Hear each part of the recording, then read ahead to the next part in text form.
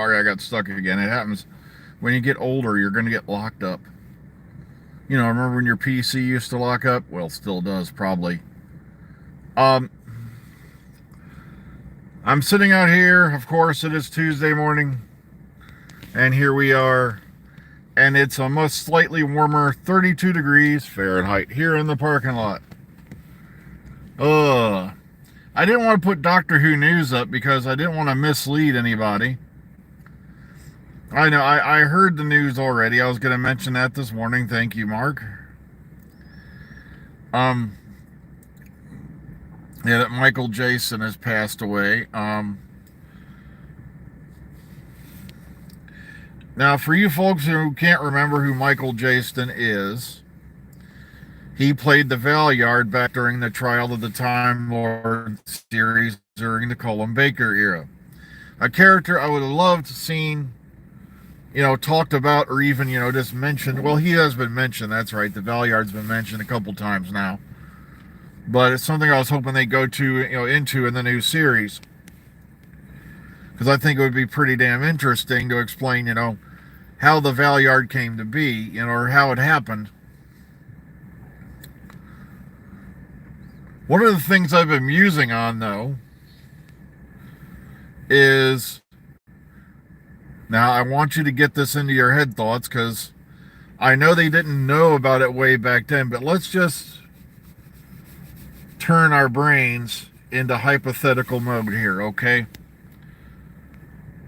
What if one of the reasons the Valeyard became to be was because he found out the truth about Tecteun and the Timeless Children and all that?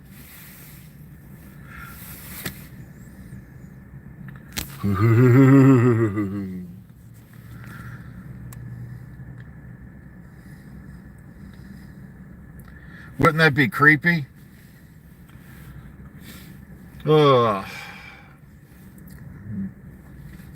Also, another thing, I died laughing because, once again, I got somebody on the Facebook page who has to go into paragraphs and miles about stuff that you don't have to waste your time on. All right, there's an article out that I shared that they may have found Amelia Earhart's airplane.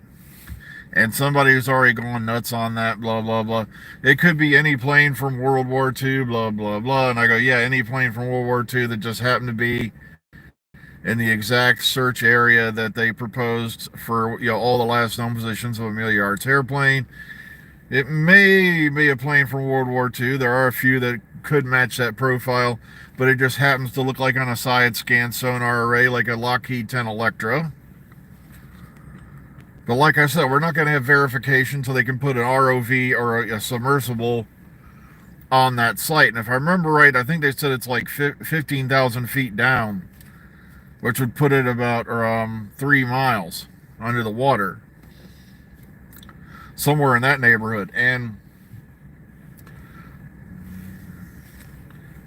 you got to be very careful when doing this. Unlike certain guys who are doing repeated visits to the Titanic, a tourist organization who built their own submersible. And like I said, okay, more power to you, but do they even know how much research went into like the Alvin, the Mears, and all that before they dared put them down as deep as they have? It's like, trust me, it's like, you don't even want to know how much pressure is on a submarine when it's down that deep. It's amazing the Titanic wreck is even still there, given it's been underwater now well over 112 years, and, well, it's coming up on 112 years, and the thing's slowly corroding. And like I said, pretty soon it's going to be nothing more than say within the next 100 years or so, it's just going to be a big mash of garbage on the bottom of the ocean. It's going to collapse eventually. Also, not to mention the currents down and where it's at can get to be pretty, high. You see, that's the part you don't see on the nice edited stuff you see when they dive on the Titanic, is just how wild some of them currents can get down that far. It's It's like, yes, there's a lot of silt in the wreck. Yeah, because it's blowing into the wreck from the underwater currents. Come on, even the Turkish baths, which is all the way in the bottom of the ship, has silt and all that built up in it. It's like,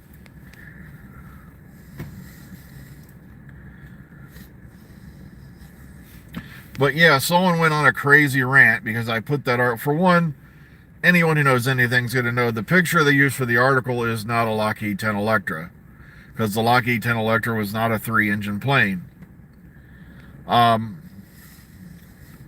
They mainly, every article in the world does this. They'll put something else there, and just enough to get you to click on it. Because those who don't know any better are going to look at that picture and go, wait, they got pictures of it already? And, because those who haven't done research or don't know much about that subject, as far as, Amelia Earhart goes. Like I said, I've been telling people for years, I know exactly where Amelia Earhart is, and I can tell you in one word: dead. There was no, I tried studying this as I would, many other conspiracy theories I have in my life. Because trust me, I've been called a nutter, I've been called a grassy knoller, and you should see the looks on their face when I start naming off all the inconsistencies in the JFK murder. And that's what it was. It was an assassination and a murder that never was prosecuted, nor was it really investigated. The Amelia Earhart thing, they've tried everything from, you had guys who were in World War II who claim they saw her plane at such and such a place, or we got pictures of her when she was, and it's some far off picture with no, someone's back, and they claim this is when she was captured by the Japanese and blah, blah, blah. It's like, guys, we know that plane was near Holloman Island, right, because she was transmitting literally right up almost to the end until they lost signal. And there was a lot of simple mistakes that, while that may not have completely rectified the situation, would have probably made it easier to find her. Plus the fact no one just wants to take into account that the navigator, I think that was Fred Noonan, I can't remember, double check because I probably got that name wrong, because I'm just going off the brain box and that don't even sound right to me. Or was it David? Or something like that. Could have just effed up.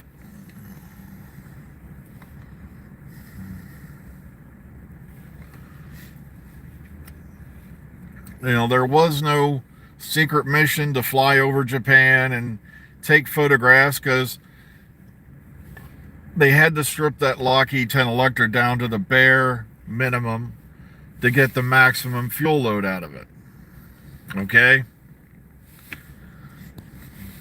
So there was no way they were carrying camera equipment, spy equipment, and all that shit on top of what they already had. Because trust me, I've heard it all, right up to the, speaking of the Titanic, the infamous, they sank the ship on purpose for insurance reasons, or to help cover up a scandal, because it was actually the Olympic, not the Titanic, that was rammed. And they renamed it and blah, blah, blah, just to get rid of it because of an incident that happened with the Olympic and a frigate. Oh, God. Oh, the mummy case one still has me laughing about the cursed mummy sarcophagus that got loaded into the ship. Guys, we have the entire manifest of what was put on the Titanic before it sailed, and there was no mummy sarcophagus or any of that shit.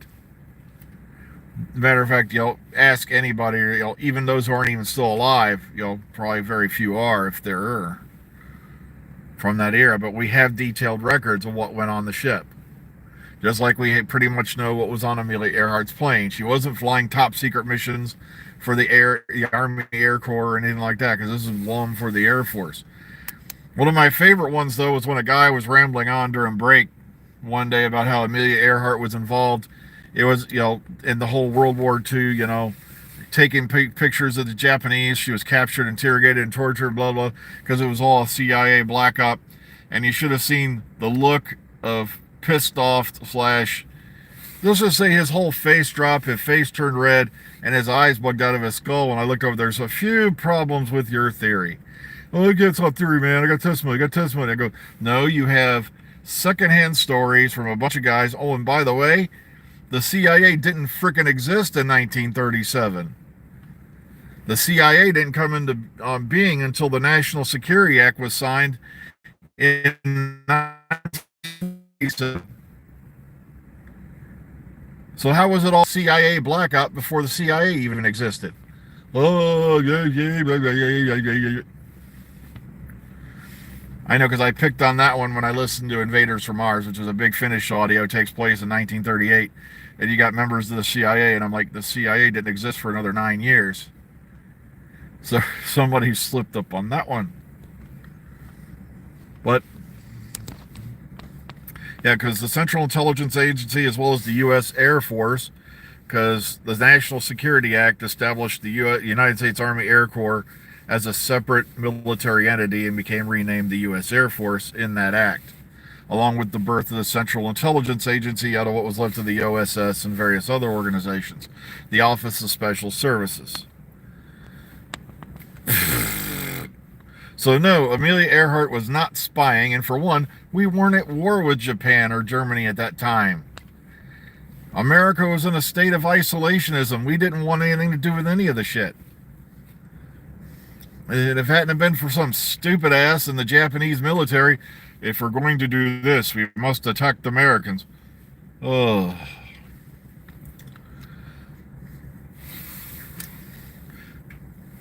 Which I think Yamato had the infamous quote, "All we have done is awaken a sleeping giant and filled him with a great purpose."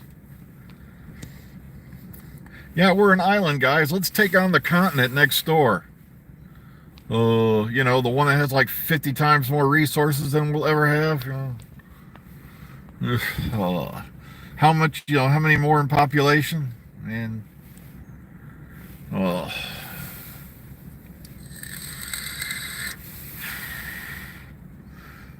It was kind of like, what if Tom Thumb decided one day to bite, bite the giant's balls?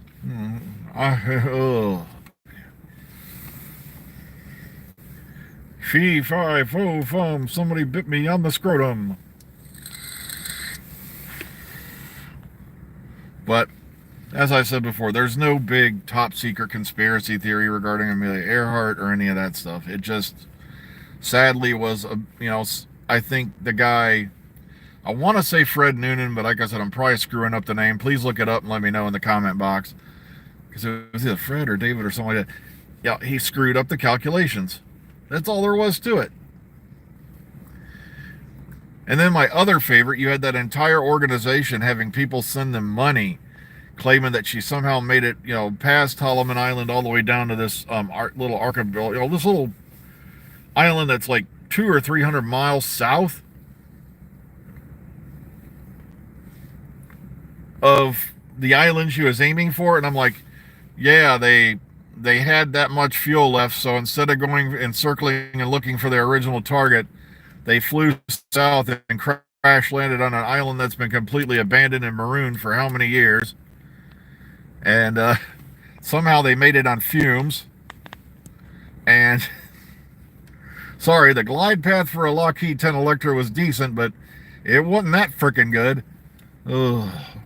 No, the big questions I want answered are, if they were able to water land the plane, which I'm not sure Amelia had any experience in doing. I think the last thing any pilot wants to do is learn the hard way how to water land your plane. But they had emergency equipment such as life rafts, emergency rations, flares, and things like that. And yeah, that's right, it was an archipelago. And why didn't they go for the lifeboat? Unless, the crash was more intense than we thought. They weren't able to stick the water landing, and they were both knocked unconscious or killed in the crash. Because we should have found something. There was a lot of, even though they had the plane stripped down, they still had all that emergency equipment in case shit went south. Or, things went bent, as they say in the UK. She wasn't completely stupid. She was a very intelligent woman.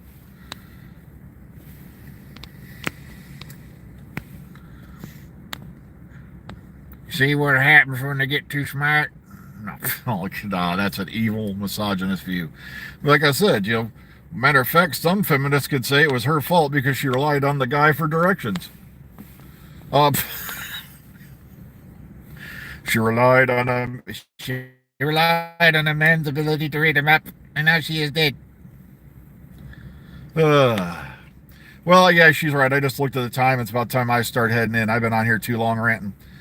So take care, everybody. Enjoy the rest of your day. Be kind, be calm, be safe. And hopefully we'll have the answer about what's going on with this, thing they found. No, they found the plate, and even then it didn't match the rivet marks of Amelia Earhart's Lockheed 10 Electra. Her plane was custom made. It wasn't a standard Electra. So take care, everyone. Be kind, be calm, be safe. We'll catch you all tomorrow. Have a great day, everybody. See you on the flip side.